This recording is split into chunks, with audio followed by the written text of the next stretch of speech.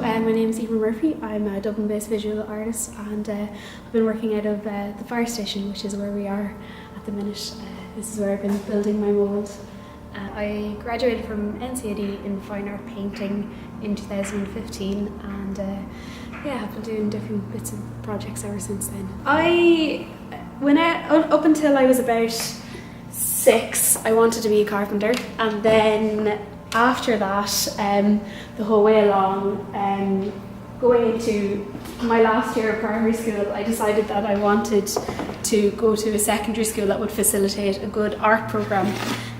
So I did that, and then all the way through secondary school, I kind of had an idea that I was going to go to art college. So I think really it was, in a funny way, kind of the only option that I kind of had.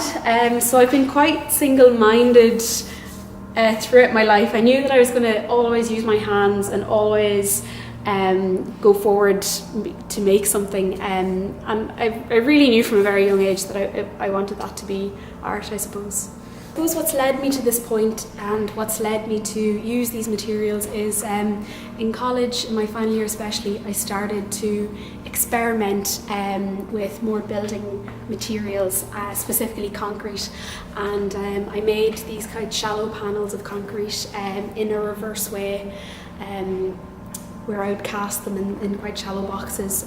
So those kind of issues that I had on quite a small, intimate scale have now been brought up to this much larger scale, which has been quite exciting and challenging, and really made me look at my work in a different way.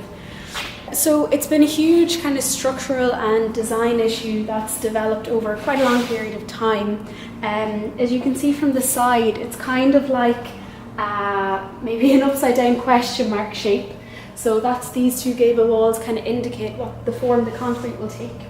And then you can see here that there's a dip in, and on the other side there's a corresponding dip out. But also my favourite feature is the kind of what we call the spout. So there's a part coming out here and a corresponding part coming in on the inside. So this has been handmade. I've had to stick 5 layers of plywood together that you can kind of see here, and then huge amount of reinforcement going across it, because there's going to be tons and tons of concrete in it, literally tons and tons of concrete. So just all along it's been thinking about how to keep it reinforced, how to keep the concrete in, keep the mould together. These battens on the sides keep the mould pressing in like this, and then there's things to keep the mould steady when the concrete's coming in. And also the unseen element inside it is a lot of steel. So there's a big steel kind of cage running the whole way around in the shape of this unusual curve, which was all specifically designed for this project.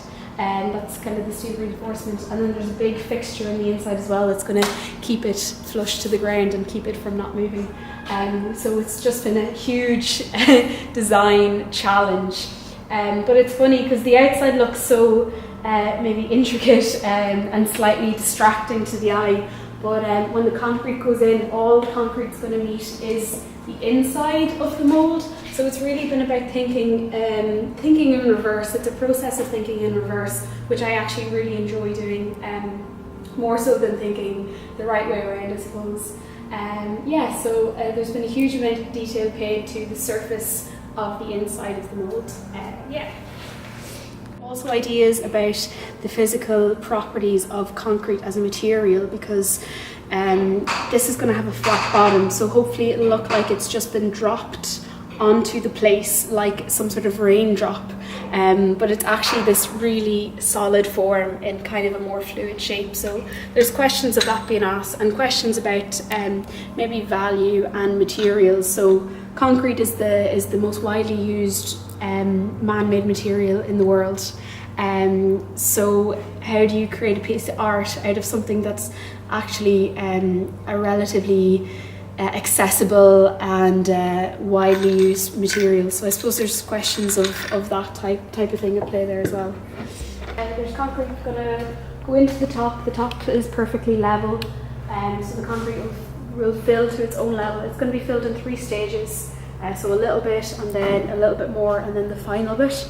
And at each stage there's going to be hammering around it So roadstone are filling and supplying the concrete, and yeah, that's it. Cool.